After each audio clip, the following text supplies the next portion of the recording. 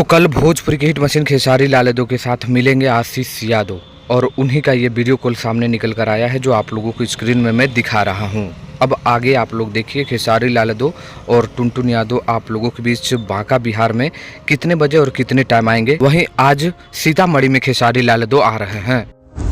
नमस्कार प्रणाम, हम भोजपुरी के टुनटुन यादव और हम आ रहल बानी 8 अप्रैल 2025 दिन मंगलवार संध्या 8 बजे श्री श्री 108 चैती दुर्गा पूजा समारोह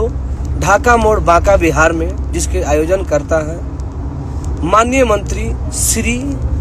संजय प्रसाद यादव, कैबिनेट मंत्री झारखंड सरकार, मंत्री यानी संजय यादव जी, जो कि ढाका मोड़ बांका बिहार 8 तारीख यानी 8 अप्रैल 2025 तब सबके बीच में शाम के 8 बजे हम आवतानी। और फैमिली से पहले से भी हमारे एगो बहुत